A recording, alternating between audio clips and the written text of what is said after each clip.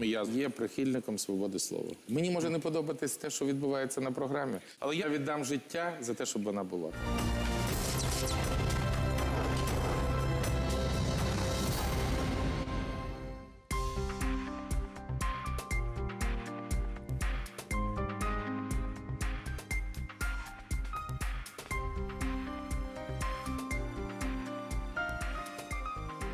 Welcome to Shuster Live in English from Kiev, the capital of Ukraine.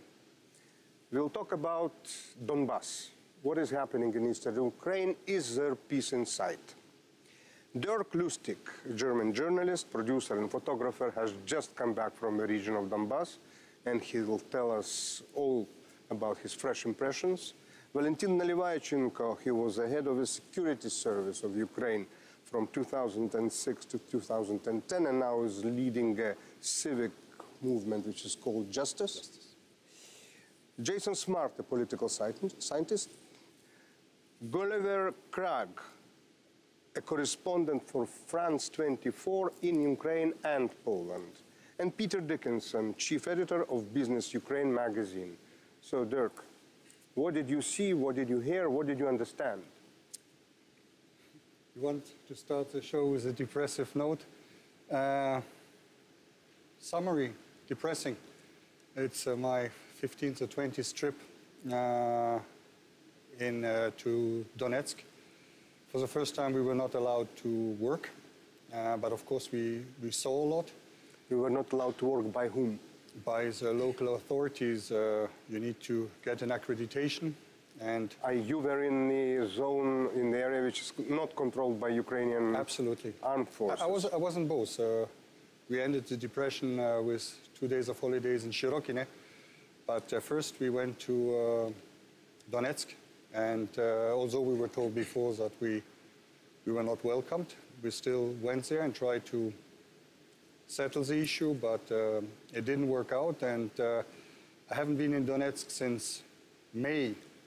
And it was even more depressing than in May, because you understand that with each week, each month, to get back to the pre-2014 situation becomes more and more difficult, for the simple reason that more and more people start to get accustomed to the situation.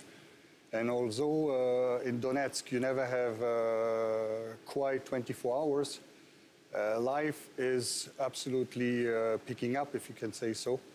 And it is difficult to see that all restaurants, bars are operating again. I know that there are a lot of reports showing empty streets, people hiding at home, waiting to get freed. If you want to speak honestly about the situation, it is not the case. You have, again, cars all over the city. In 2014, all shops, restaurants were closed. One after the other, they reopened. And also the big structures, this was new. This time even the former Metro Cash and Carry was open. Epicenter is open, of course renamed. It has nothing to do with the initial epicenter. But you really have all structures that are again operating. You have plenty of goods. Unfortunately, also still Ukrainian goods. What I personally don't understand with the embargo, and very often massively. This time, if we take a good, I don't know if you should speak about brands, but if you take a big brand like Coca-Cola, in May, you could find all their products in each little kiosk, restaurants, hotels. So it is for sure not Dядя Vanya who is bringing this in with his recept, but it is brought in massively. So you also have as a new phenomenon all big structures like Kiev Conti, the sweets, the chocolates. They're again all over the place with the rebranding. Olymp vodka is not called anymore Olymp, but is again on the shelves with the rebranding. Apparently Nord, the fridges have been bought by a Russian structure, so also again operating. So it is very depressive because you see less and less how things can go back. People understand that they are not welcomed in Russia. I think that all intellectual people there understand that Russia will not take them, but they don't feel like they can go back to Ukraine. And it's not only old people, it's young people in the hotel, intelligent people who tell you, we also wish peace to Ukraine. When you ask them, being whom? They don't know. We are Donbass, we are Donbass. So they understand that they're in a kind of like dreamland, but they clearly say, we don't want to go back. So, is there still a curfew? Yes, absolutely. But even curfew, you have night taxis now. So if you would really like to go somewhere or really need something, then you call Uncle Vanya from the night taxi, who has whatever special permissions, and then you can drive around even after the curfew. So. And what, you have nightclubs, discotheques? Where do you go at night? No, me personally, I stay. No, in not the you. hotel I mean, not no, you. But apparently, for nightclubs, you have two versions. One version is to go home and be a good person at just before 11 for the curfew. If you're a bad person, then you just stay until the curfew finishes at 6 in the morning. So you have two options, the night option and the evening option. And there is artillery fire during the night? Yes, absolutely. There's not, in both cases, neither around Mariupol nor in Donetsk, you don't have one single calm night. I was in June also embedded, and we went to Avdiivka, Zaitsev, and Svitlodarsk, and this was even worse. I mean, I personally call it playing battleship with human lives, because each night you just sing pounding, and in the morning you have this dramatic statistics of 1 wounded in action, 2 killed in action, or 2 killed in action, 6 wounded in action. So it's like battleship with human lives. So depressive. So, if you have questions, you just ask. Let's discuss if I it. may, first, congratulations for English language broadcasting Shuster Live. That's applause. But back to the point. Let us not be deceived by Russian propaganda or the cover of so-called normal life in both Donetsk and Lugansk, temporarily occupied territories of Ukraine. This is not Donbass. Let's use right names. This is temporarily occupied territories. Absolutely. First. And the second point, what we need to tell to the whole world, and for Ukrainians as well, the first maybe auditorium, is to real war crimes, real suffering people, like more than 1 million all around the country. They left Donetsk and Lugansk, temporarily occupied territories. They left their apartments, their private property, their businesses there. We should talk about that more and more, and to show this real picture of people who actually got so many losses. And the second point, not to forget about hostages. Behind this cover, Savik and all the who actually people who are now, let's say, watching us, let's remember human beings. More than 100 now in FSB, or we can call it however, temporary jails in both territories, not in nightclubs, but they are located there. Now, so far, this day, even this night we are talking, 9 places with where 108 or 109 hostages are being tortured right now in Ukraine. That's my, let's say, introduction to what you have just. And in general, the human rights situation. Again, you should distinguish of the people who try to change things and the people who accept. What I want to say is that in 2014, the whole city was scared. It was an atmosphere that was terrible. Now there are people who just accept and think about their own life. Of course, they are hostages. I think your figure is most probably underestimated, because there are still so many people who are missing in action after Ilovaisk. Even more. I think this is the official figure. So this is for sure absolutely dramatic.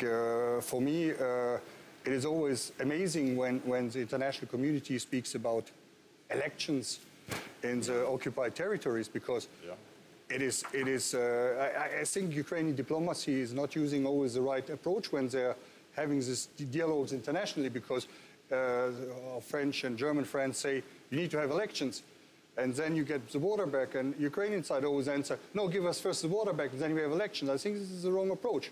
You need to show that it is technically, physically, totally impossible to hold elections I agree. in a territory where you have people running around with machine guns or other even worse tools. So I think the confrontation is wrong. I think the confrontation should be how you want to make election. Super, let's have elections.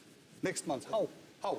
We have 10 big parties in Ukraine. And who are those voters? Exactly. So I think the diplomatic approach is completely wrong from Ukrainian side, saying that, yeah, first the border, then elections. Elections, how? Okay, I want to have elections with the top 10 Ukrainian parties. How? They cannot even open an office there. Yeah. You want to put 1 million people to protect them or what? It is insane. But although Ukraine's approach in making this argument perhaps wasn't the best, I think the argument has, for the time being, been more or less won. You don't now hear the French and Germans pressuring Ukraine to hold elections. I mean, the last time that I spoke to the French ambassador, it seemed that they were pretty clear that the text of Minsk says elections must be held under Ukrainian electoral law. Everybody understands that Ukrainian electoral law does not allow for elections to be held when there are no foreign journalists, no independent observers, and people with guns everywhere, and that it's therefore impossible. I mean, I think broadly that for the time being it's been accepted that there's no way elections can be held now in the territories not controlled by Ukraine. But even elections are not going to solve the problem. Yes, of course. Yes, of course. That is why I think we again have to talk first and always about security package. Security package for both temporarily occupied territories, Lugansk and Donetsk. And security package, what you have just mentioned, like for common people, for ordinary life, not to forget each and every war crime against Ukraine, against humanity here in this country. Prosecution for those, like we've just seen this Motorola, let's say, billboard. He's a criminal, according to Ukrainian legislation, international legislation. But for Ukraine, absolutely, government and law enforcement bodies, general prosecutor's office, it's high time to start to prosecute those who is responsible for each and every war crime. This is the right picture. This is the, let us say, for international community and for us, for Ukraine. In these circumstances, whatever France or Germany will insist on, we have our, let's say, proofs, evidences, and lawful position, legal position on this particular situation in our country. And who is aggressor? Let's mention directly that the aggressor is Russian Federation. With their military troops, military equipment, Savik, right now in Donetsk or Lugansk, they've brought from Russia 528 tanks, heavy tanks, Russian tanks. They brought and equipped weaponry depots, not only epicenter you mentioned, but let's talk about military and weaponry depots. Enough for 2.5 years active combat operations and shelling into Ukrainian territory. That's a huge weaponry, let's say, so far. And we have got, I mean, Ukraine, it from Russia. And again, the last but not least, who is coordinating all this stuff in Donetsk and Lugansk? Please, you are Western journalists. Mr. Surkov, who is he? Guy who actually operated the anti-revolution of dignity activity here in Kiev, Savik, in this city. Let's not forget about that. Plus, FSB, under his control and coordination, I mean, Mr. Surkov and others, like Arzen and others, like they're coordinating still all this propaganda, cover. See, this is so more or less normal life. They are coordinating all this hostages stuff, and they are coordinating all this Zaharchenko and other, let's say, frontmen, who is like speaking on behalf of whoever in Lugansk and Donetsk people. That's what I think. That's the elephant in the room, you could say, the Russian role, and it often strikes me as it must be fascinating or perhaps maddening to be in the discussions with, for example, NATO and Russia or EU and Russia, where they sit down and attempt to try and begin the process of conflict resolution, and at some point early on they must say, well, you must withdraw your troops, and they say, well, we don't have any troops. And where does the conversation go from there? Until there's it's a bit like, you know, with the Alcoholics Anonymous, and the person has to stand up and say, you know, I'm an alcoholic. And in this case, I think, you know, Vladimir Putin has to stand up and say, you know, I am Vladimir Putin, and I have a problem with hybrid war. You know, I mean, he has to acknowledge that he's in the mix before they could, you know, until he acknowledges, or Russia acknowledges their status, it's almost impossible to imagine how the situation can be resolved. Because as it is... If I may, that was a very important issue you have just touched upon. But I remember 1.5 years ago in American Senate and Congress, personally, I've proved with the evidence of Russian aggression to both bipartisan majority of the Senate and Congress with the hard evidences and proofs, here they are. I mean Russian aggressors, their tanks, their artillery, those losses, hostages. That means for us, for Ukraine, we have a position. And then, when you have position, when you have proofs, when you have clear understanding what is going on in your country and who is aggressor, we have to talk to international community. France, Germany, the United States, but with proofs. Well, not like just mentioned. Sitting people are talking like empty. But this is the diplomatic issue now that the... Okay, Peter, let's take the best case scenario and the worst case scenario, and then discard them because it never happens. The best case scenario, you have a popular uprising in Donetsk and Lugansk. They throw over those people who are governing them with guns, and they come back to Ukraine. That's the best case scenario. The worst case scenario, they get incorporated into Russian Federation, one way or another. Oh, yeah. So for them, the worst case scenario is probably things staying the way they are. Being incorporated into the Russian Federation for them would probably be better than how things are right now for them. I mean, it's not something that Ukraine would necessarily wish for, but the worst case scenario is how it is. Yep. I totally agree. I think that it's so evident that Russia doesn't plan at any stage to incorporate those two republics into Russia. If you have any even thoughts about this, you don't completely take back to Russia full. Don't forget, it depends on the Russian leader. Oh, yes. Today is one, and we don't know who's going to be tomorrow. You think that the next one is going to be better? I think the next one might even be much worse.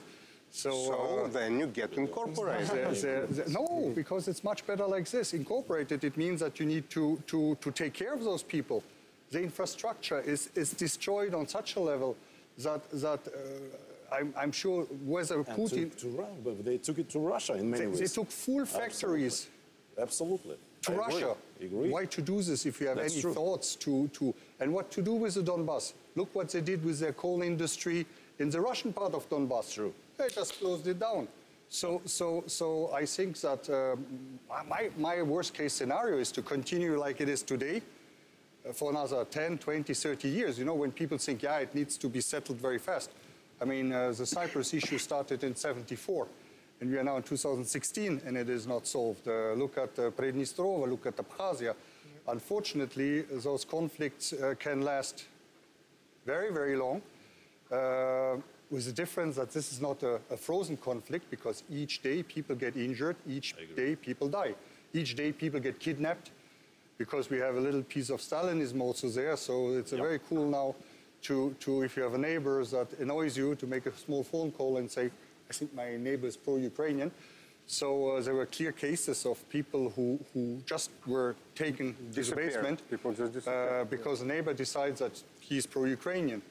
So I think the worst case scenario is not an incorporation. The worst case scenario is to continue as it is today for a long time. This is... On the Ukrainian side, though, there were posters up inviting people also to call up the SBU if they suspected their neighbours of being pro-Russian or pro-separatist. So it's on both sides, and I'm not sure that kind of attitude from Ukraine, even if there are people who argue that it's necessary for security reasons, I don't think it encourages people in the parts of Donetsk and Lugansk oblasts which are controlled by Ukraine to feel very sympathetic to the Ukrainian state. In Kramatorsk, Mariupol, places like that, if the Ukrainian state is inviting them to denounce their neighbors and that kind of thing. Jason, don't you get an impression that Ukrainian side, Kiev, is very slow in reacting? I think exactly right. I think the Kiev side is very slow. And one of the chief mistakes is not providing enough evidence to the international community. They're allowing this conflict to be forgotten. I think that when you look at what's going on in Washington, it's not as much of a conversation about Ukraine. What's next for it? People aren't talking as much about this in Brussels as they were before. And I think it's really key at this moment that Ukraine should be providing more evidence and keeping fresh in people's minds that this is not a Ukrainian conflict. This is Russian aggression against Ukraine ordered by Vladimir Putin. And as long as we keep up that tactic and we keep pushing this and providing fresh evidence every week, every day, all the time, and making sure people don't forget, I think that's what Ukraine should be doing right now. But the government is not doing that. I think Ukraine needs to be doing that within Ukraine as well. I sometimes get the impression, talking to sort of ordinary Ukrainians, that they themselves have forgotten that this is Russian aggression and it's not the fault of the people who are in the Donbass. You hear people on a day-to-day basis in Kiev and elsewhere fed up of what's going on in the east and sometimes inclined to blame the people of Donetsk and Lugansk for what happened to them. I think Ukrainians themselves really need to keep it in mind all the time that in the last independent survey that was done in the Donbass before it became impossible to carry out surveys, 70% of people in Donetsk and Lugansk oblasts said they wanted to stay part of Ukraine. They weren't interested in independence or joining Russia. This was already after Crimea. And Ukrainians themselves need to keep that in mind all the time. Yeah, I agree. And for us, Savik, I think for Ukraine, we have to actually get and have our Ukrainian scenario for both territories, Donetsk and Lugansk, temporarily occupied. Is there a scenario? Is there a Ukrainian scenario? What I think is important for this scenario, for the government, president himself, and who is now those people who are responsible for national security, first, preparatory stage or preparatory work, humanitarian, let's say freedom of press, mass media people, whatever, to travel, to be both sides, plus medical care, and to prepare the space for the in Ukraine, they like certain words to pronounce them. They don't like to implement their meaning. That's reforms, roadmap. It sounds beautiful. No, not about all this stuff. Real things. I have a better one. Ministry of Information. It is amazing. In summer, we didn't manage to move fast enough, so we had to spend the night in Kurakhova.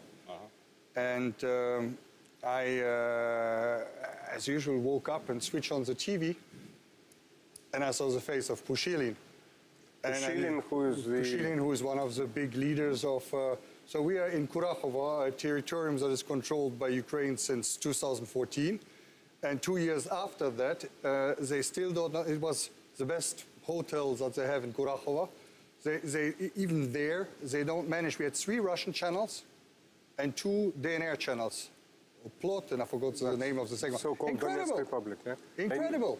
Still. We speak about Ukrainian-controlled territory. What are we talking about? Right, yeah. But why is there no Russian language channel in Ukrainian-controlled territory to speak to people who prefer to watch TV in Russian in these areas? Disaster.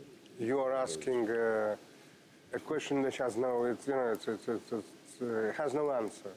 But if I may, Savik, not to interrupt you, but because now the president himself and his minister of information concentrated to what? To stop Shuster Live broadcasting in Ukraine. Then there is no enough, let's say, time and efforts to stop all this disaster, informational disaster in eastern Ukraine. This is my response as of Ukrainian citizen and Ukrainian, let's say, NGO representative. Well, this goes back to the corruption. That's the fundamental problem here. And really at the root of everything else. Attacking the free press is just indicative of the larger corruption in this government. That's true. And their inability to prosecute this war is also related directly to the corruption that's found here. Absolutely. We'll break for a couple of minutes.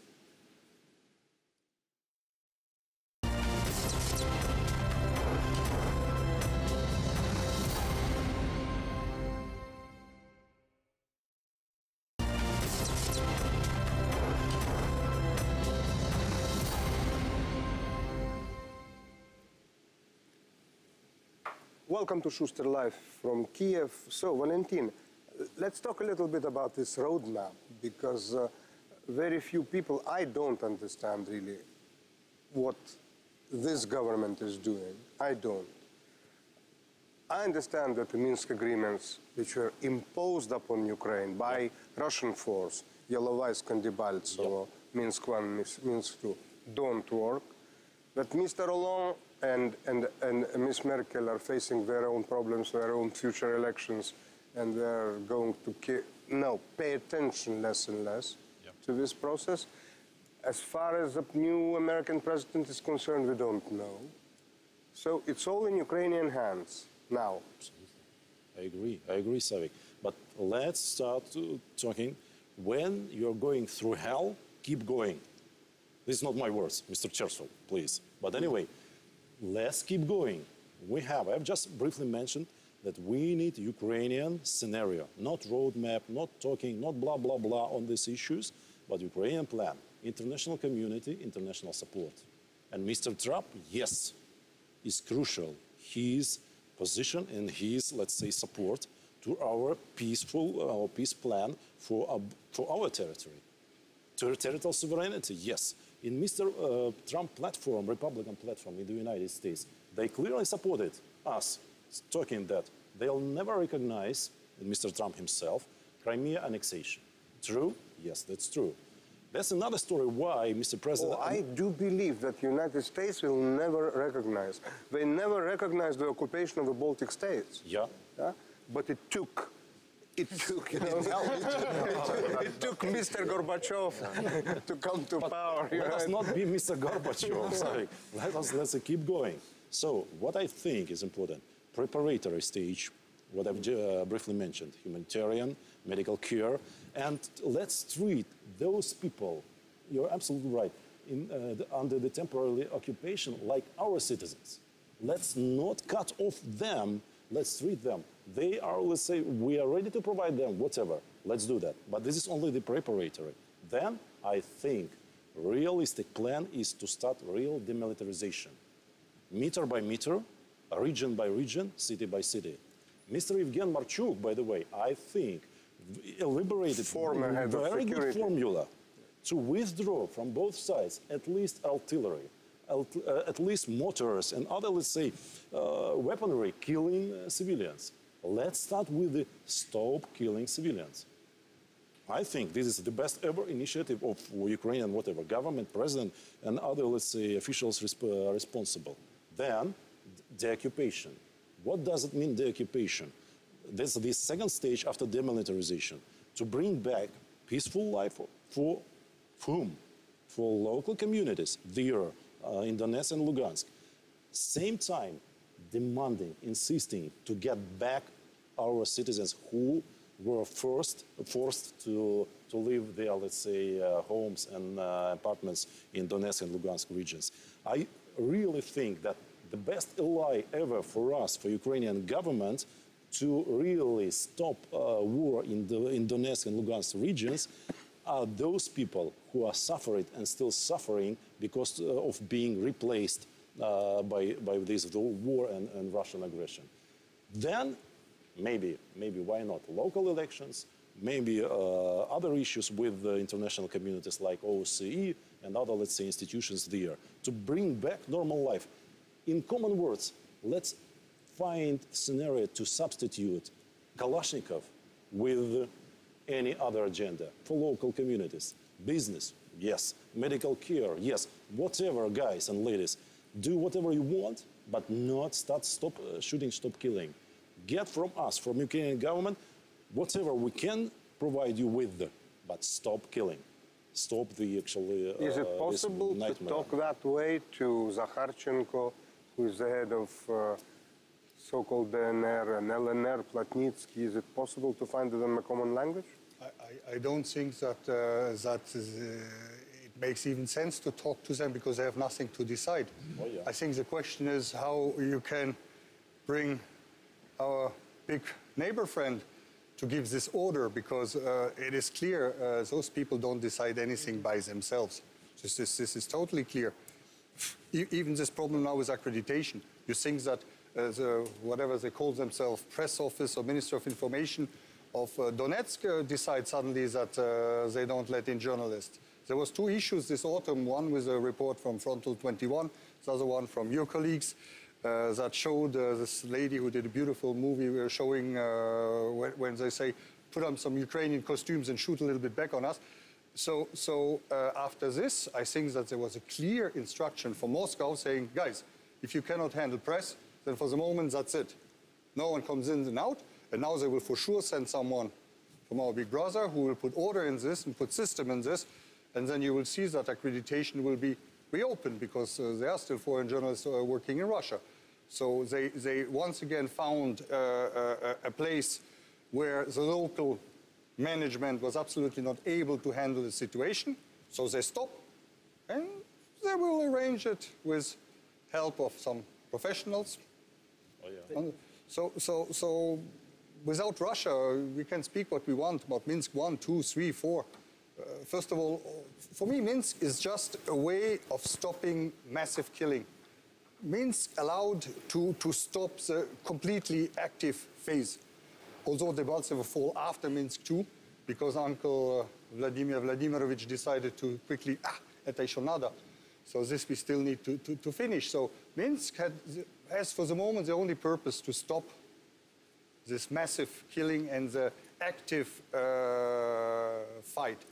But even point one, ceasefire, there is no ceasefire. There is no ceasefire. That's true. So I totally agree with you, but I don't have any clue how this can be achieved. There's no ceasefire, and also clearly the Ukrainian forces think that they cannot unilaterally withdraw all of the heavy artillery that there is, because there's a fear that, I guess it must be because they have a fear that the Russian-backed forces would try to take more territory, and so you can't, I'm not sure how much sense it makes to talk about doing things which are obviously impossible, like demilitarizing and getting, because you're talking about getting the other side to withdraw, and they haven't got an incentive to do so. The Russians aren't telling them to do so. The one thing that maybe Ukraine can influence is trying to influence the opinion of people in the territories that are not under Ukrainian control and in the areas that are, and the people who go back and forth. And at the moment, Ukraine's policies are having a negative impact on those people. They have a huge hassle to get across the border. People can't get their pension payments. They're refused pereselenia. Internally displaced people can't get their pensions payments. I think that there are a lot of things that Ukraine could possibly do to try and improve Ukraine's image among the people of the Donbass, and I don't see Ukraine doing very much. If I may, that is why we need international support, international coalition to influence Russia, to influence President of Russia, Putin, to actually order his forces, his FSB, his GRU and other stuff, stop killing and start really, let's say, demilitarization. That's just small. But what can you do without international support? You have to look at what you can also do without international support, and what you can do without international support is try to do things that will make people in the Donbass feel more warmly towards Ukraine. Agree. Better communication as well with the information war, where they are being dispossessed. They've lost the field essentially in the Donbass region.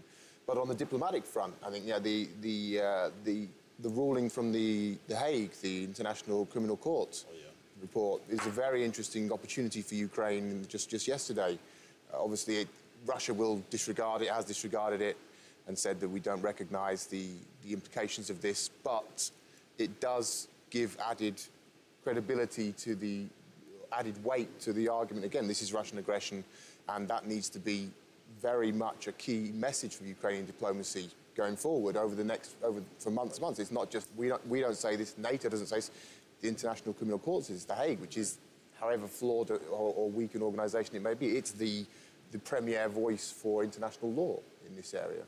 Why hasn't Ukraine ratified the Rome Statute of the International Criminal Court? It's another good question, but they have recognised its jurisdiction in Ukraine.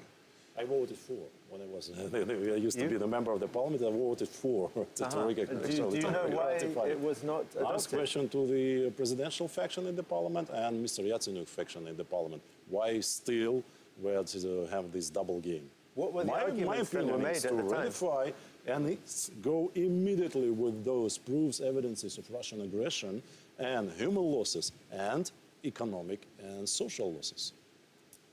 I think it's a very good question. Why? Because I think it's something consciously done. It's not just, you forgot, the usual bureaucracy that forgets things. Oh, well, it can No, be I don't think so. It can be assumed that they fear that they would also be brought to trial and they would have to face charges or certainly face awkward questions. That's as may be, but I think that fundamentally what this report does is again just add more weight to the position. It makes the Russian denials look more ridiculous and alienates them more. And if we're talking about the American situation, for example, with the new Trump administration now, no doubt looking at these issues with a fairly fresh glance, it makes it all that more difficult to talk about some sort of a reload or a resetting of relations with Russia, because this is the International Criminal Court. I think this really does contribute. I think Trump will probably be good for Ukraine on this specific issue, given the fact that the international community has been very clear that this is Russian aggression. And as time passes, the more that Ukraine makes public the evidence they have, and the more that they get support. And I think I would hope that the new Trump administration would support doing investigations and further providing evidence and intelligence to the international community, further confirming that it is Russia attacking Ukraine. It was just one point about the report that came out of The Hague. When they were talking about, they were quite explicit about Crimea and a lot less so about Donetsk, but they did still say the signs are all there. And they specifically said from at least the 17th of July 2014, which, as we all know, was the date of MH17 and the disaster there. So basically, they're basing that, I would assume, I think it's a fair assumption, they're basing that finding, that conclusion, on the joint investigation team report, which the Dutch led. So in other words, Absolutely. But the point is, the evidence didn't come from Ukraine, it came from Holland. So Ukraine needs to be leading this debate rather than letting other international bodies come forward and do it. They need to be saying this is the evidence. We are now here talking to Shuster. He was the first and the only one who broadcasted the truth next day after this terroristic act. I mean, this MH17 downing. 18th of July 2014. Oh, What do the other Ukrainian TV channels say? Let me not.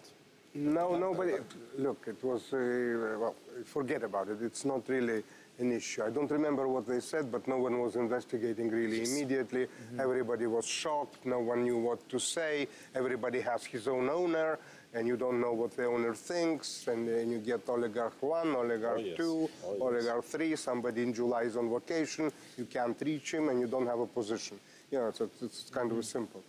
But what I'm saying is that the criminal court, basically, based on Crimea, they're saying it's a Russian aggression. Yes. Yeah? The tragedy of a Malaysian airplane, well, I mean, it's just part of that aggression.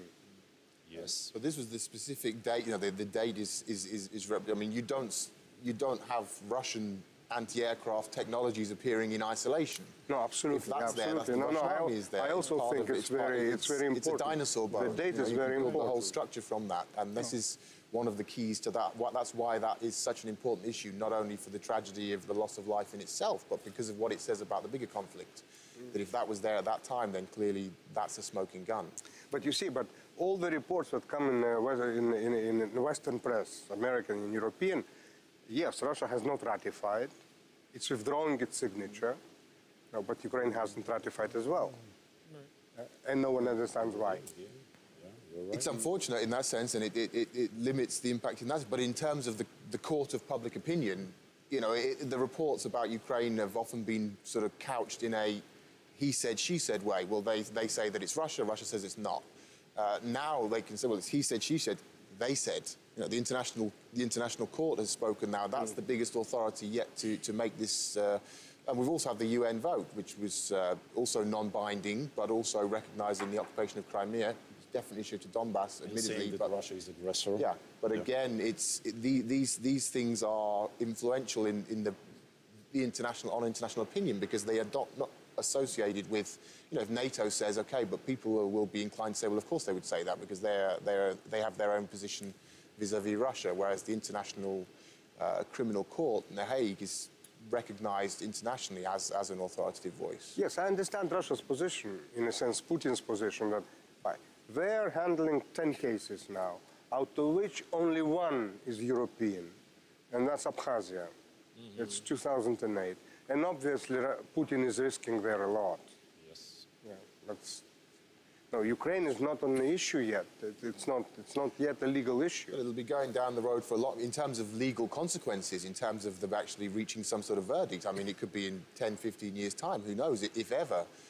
My point would be that it's something that Ukrainian diplomacy can use today. You don't have to wait for a verdict. This report in itself is already enough to become a centerpiece for Ukraine's diplomacy in interaction with Trump, all the European partners, with the international community in general, to say, guys, here it is. You know, there's no ambiguity here.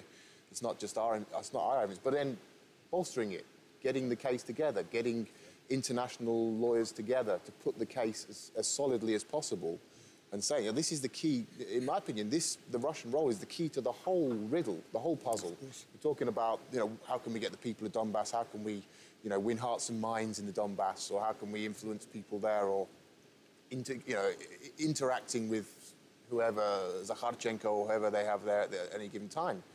The Russian thing is the key. Until we address that, nothing's going to be resolved. And this is a way of doing that. This is a way of applying pressure. It shows again the terrible job of Minister of Foreign Affairs of Ukraine and of Minister of Information of Ukraine, because they don't manage to pass this message to the international community. Because again, I don't think that Ukraine alone can force Russia to stop this whole Absolutely thing. not. Yeah. So internationally, when you go to Europe and you speak with people, in their mind there's ceasefire, everything is calm, etc. And I think again it's a mistake of the Minister of Foreign Affairs and their team and the Minister of Information not to pass this message that the day before yesterday there was again shelling in Marinka. You know, at the very beginning, Mr. President was walking around in all major events, like in Munich, with pictures and everything. It's beautiful, but we don't have this anymore. So the interest of international media for Ukraine and most of international politics for Ukraine is very low, positive speaking. So make it not low and show the evidence. If you take a small sample of Marinka 2 days ago, when you see a school with a hole like this in the wall, any idiot understands that this was not done with a water pistol, but heavy artillery. You saw in any international news anywhere any picture of this? No, it's barely mentioned here, because in any case it's happening each day. So, But do you think that pressure of public opinion would change something? Because we're not pretending that Angela Merkel or François Hollande or even Viktor Orban don't know that it's Russia that's behind this. Of course they know. Of course they're convinced. But they don't know what to do about it, or they think they can get away with not doing something about it. I don't know what is the answer. But I'm inclined to think that they really just don't know what they can do. Again, maybe on MH17, for Ukraine, the best and the most important message in high time to have prosecution, to set up trial here in Ukraine on those responsible for this terrorist act.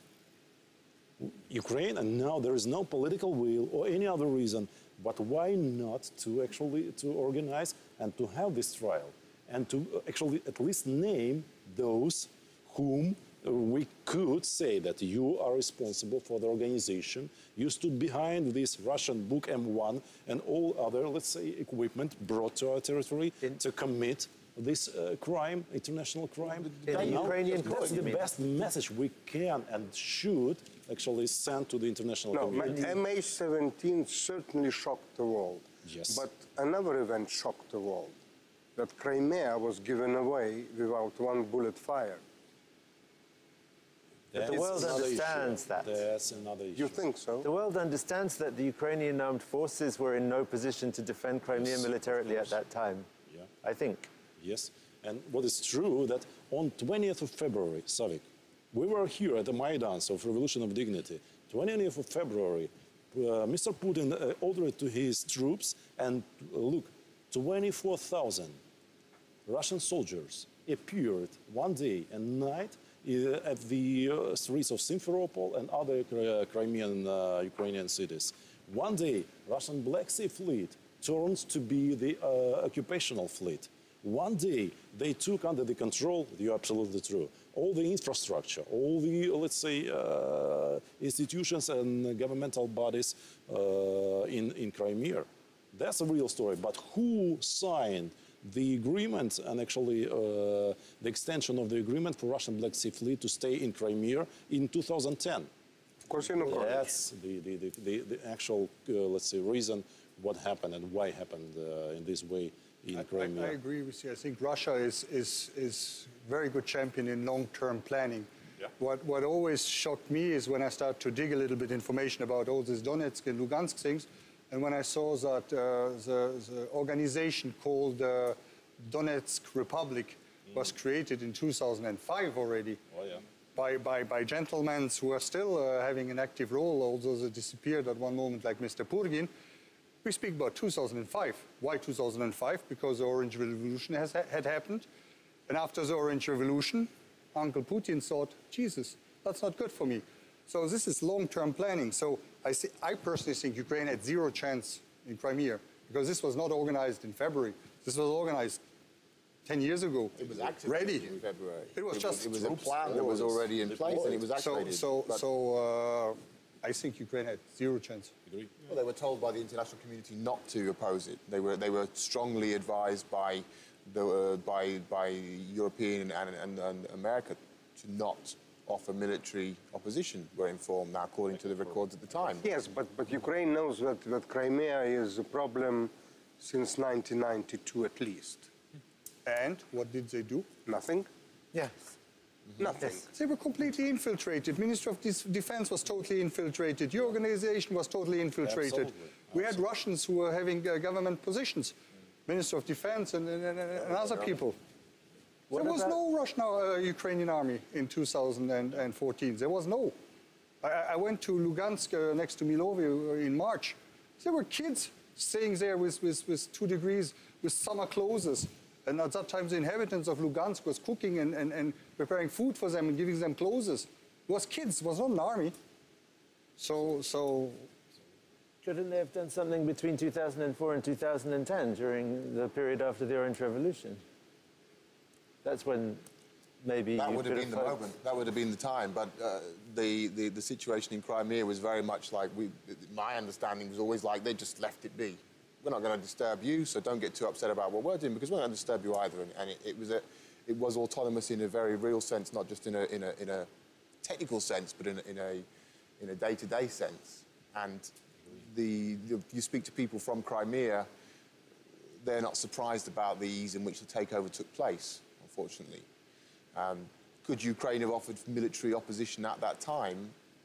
I think it would have been extremely unlikely to have been successful. Maybe you could argue that it might have prevented the escalation into East Ukraine afterwards. It might have made the Russians think twice. I think certainly the ease of Crimea encouraged them to go into East Ukraine, because they said, well, they're just going to roll up. They're just going to roll over. They're going to give up again. And that was presumably the assumption, the calculus in the Kremlin. But in terms of the military possibilities, they were extremely limited, I would say, in February, March 2014. But coming back to today, Russia is very difficult to deal with, and we understand it. I mean, what we're doing in Aleppo in Syria is unexplainable. Total mess.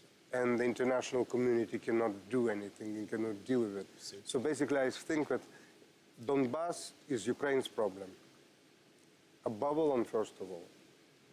And Ukraine has to find a way. First of all, to respond honestly. Do we want the people back, or do we want the territory back? Recognize, yeah. If you only want the territory, we understand that it won't work. You have to get the people back. Absolutely. Then if you want to get the people back, you have to have a plan how to do it. Absolutely. Agree. So you are just from there. How do you get them back? How do you get back that boy that you met in a hotel, who is educated and smart? This is the most scaring thing, how to get back the young people, because also I remember last year we were in Donbass Palace, and they had this, how do you call it, Opusknoy, when you finish university. So there we meet young people, bright young people who studied, who speak language, English, German. And it was one of my biggest moments of depression when we asked one young guy, so what do you want to become? He said, I want to become a diplomat. I asked him, oh, where? Ukraine, in Russia? He said, no, here. I said, what do you mean here? He said, here in Donetsk. I said, what type of diplomat you want to become in Donetsk? Well, first I want to work in the embassy, and then my dream is to become foreign affairs minister. And then you understand how difficult this whole stuff is going to be. I have not the slightest clue, but I know that for sure you need to work with those people. There's still a lot of people coming in and out. I personally think that you need to find a way to make the in and out somehow more difficult, because unfortunately what you say is not totally correct. There are people who are coming back and having 1 foot now on Ukraine-controlled territorium, restart their occupied territorium business again. So I think that the efforts need to be channeled to really encourage people who have good minds to restart their life in their hometowns, and to be very tough, not to let a situation happen. Again, it's with time. You get used to everything. You're punishing the people of the whole region, and a lot of them are living now in territory which is controlled by Ukraine. A lot of people left behind family members, business interests, all kinds of reasons. They have to be able to go back and forth. And if they can't go back and forth, they get more and more angry with Ukraine. I don't say that you should not go back and forth, but by allowing to sit on 2 chairs, it makes a return more difficult. I was before... Gulliver, I'll tell you one thing. I mean, obviously, everybody talks about it, nothing new. But if Ukraine started building a state and a society which is more similar to Baltic states, to Poland, Of course. it would get rid of... Corruption and everything. Of course. it would become more attractive. Yes. Of course. Yes, but that's Ukraine's plan anyway, isn't it? I mean, I would hope. Absolutely. Absolutely. It needs to become reality and not a plan. This is the biggest issue. You see here is today's New York Times. Here is an article written by Mikhail Saakashvili, Ukraine corruption unbridled. Yeah? And he says, I mean, we know the story because we live here and we hear him quite often, but in his article he says that basically Ukraine is very similar to Russia. The elite is the same as In the elite, Absolutely. obviously. The Yeah. system The elite is, it's a corrupt system, you know, and it's very difficult to systems which are similar, you know, to find sort of, you know, kind of a solution which is civil. No, I don't. It's very difficult. Ukraine has to become different.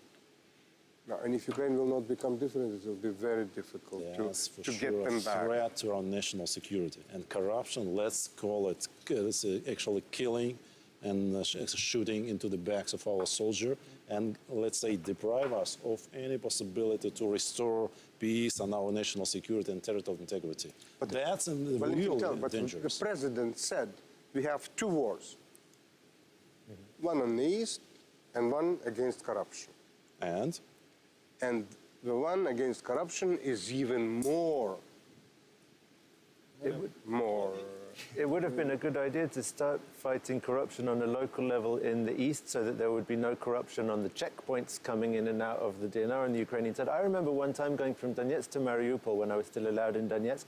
First thing we see after we hit the highway coming out of the separatist-held territory is Ukrainian traffic cops who want to get a bribe from people.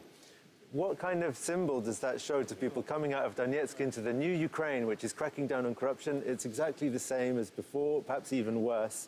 And they, I'll tell you, when I worked in Russia, I had a lot of arguments because, I covered Afghanistan from the Mujahideen side.